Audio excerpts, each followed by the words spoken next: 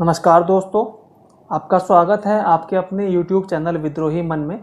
आज हम चर्चा करने वाले हैं एक ऐसे मुद्दे के बारे में जिसने दिल्ली का सर शर्म से दोबारा झुका दिया है।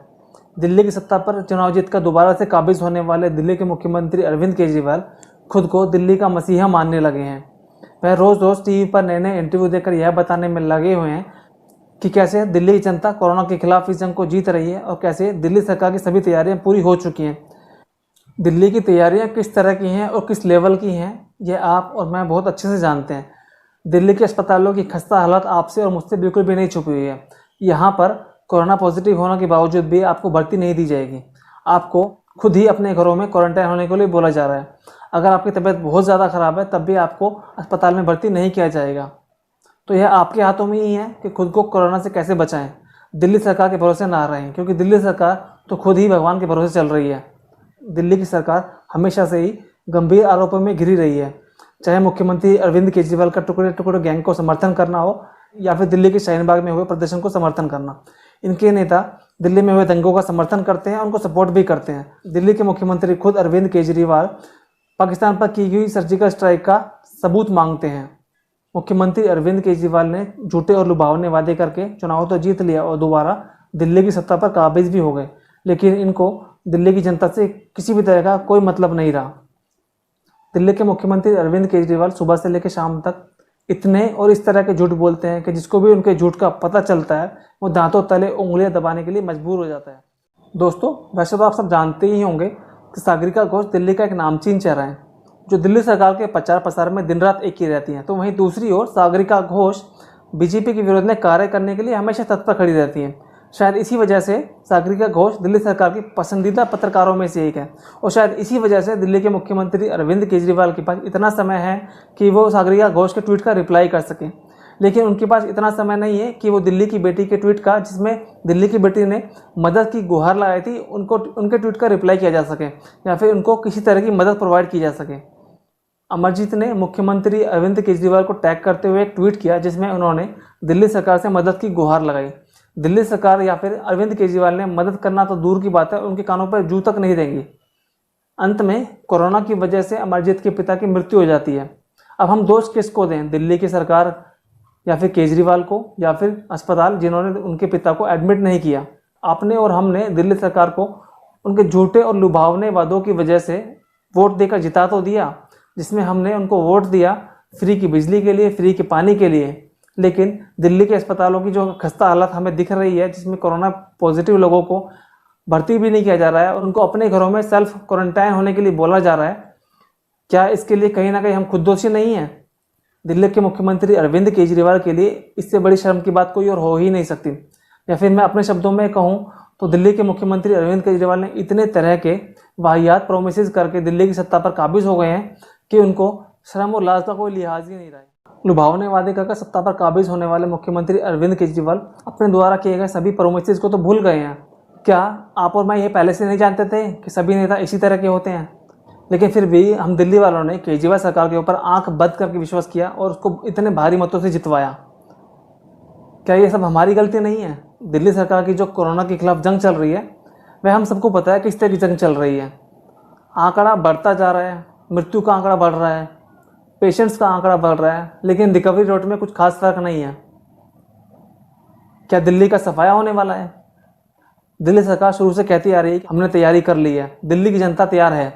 दिल्ली की जनता क्या मरने के लिए तैयार है? आपने दिल्ली से लगे सारे बॉर्डर सील कर दिए ताकि दूसरे राज्यों से लोग दिल्ली में अपना इलाज करवाने के लिए ना आ सकें। लेकिन आपसे यह काम भी ठीक से नहीं हुआ। दूसरे राज्यों से लोग बिना पास के आवाजाही कर रहे हैं और वैसे भी ट्रेन चल रही हैं, फ्लाइट्स चल रही हैं, तो ऐसे में बॉर्डर सील करने का क्या मतलब रह जाता है? आप दिल्ली की जनता के लिए कुछ नहीं कर रहे हैं। आप सुबह से लेकर शाम तक नए नए विज्ञापन देकर करोड़ों रुपए खर्च तो कर सकते हैं, लेकिन दिल्ली के डॉक्टरों की सैलरी नहीं दे सकते। आपने केंद्र सरकार से 5,000 करोड़ की राशि का निवेदन तो किया, लेकिन क्या आप उस राशि को दोबारा से विज्ञापनों में खर्च करने वाले हैं? आपके पास बड़े बड़े विज्ञापन देने के लिए पैसा था, लेकिन आपके पास में दिल्ली के डॉक्टरों की सैलरी देने के लिए पैसा नहीं था। क्या ये सब दिल्ली की जनता को नहीं पता? सबको पता है, बहुत अच्छे से पता है। जितने भी मेन स्ट्रीम न्यूज़ चैनल हैं, किसी ने भी आपकी इस राजनीति का पर्दाफाश नहीं किया है। शायद इस वजह से भी क्योंकि आप उनको बहुत सारा पैसा देते हैं विज्ञापनों के नाम पर। उन सबका मुंह तो आपने बंद करा दिया, लेकिन जनता का मुंह आप कैसे बंद कराएंगे?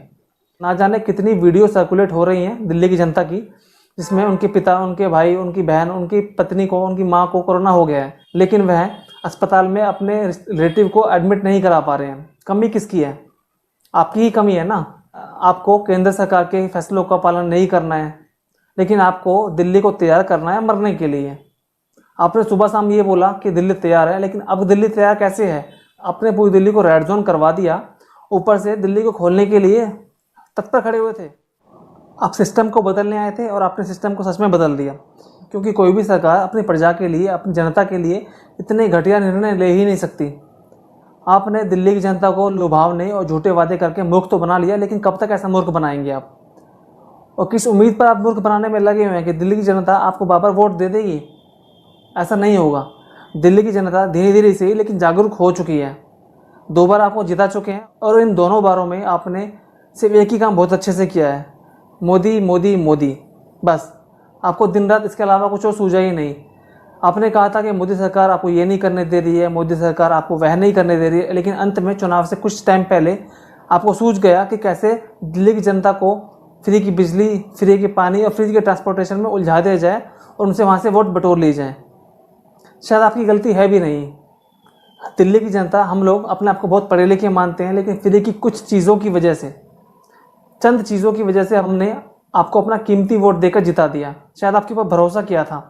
आपकी सरकार भ्रष्टाचार के विरोध में पैदा हुई थी और शायद इसी वजह से दिल्ली की जनता ने आपको बार बार वोट देकर चुना भी, लेकिन आपके खुद के नेता ऐसी घटिया राजनीति पर उतर रहे हैं, ऐसे गंभीर आरोपों को झेल रहे हैं जो शायद किसी भी सरकार के किसी भी नेता ने नहीं देखा हुआ। लेकिन आपको इससे मतलब नहीं है।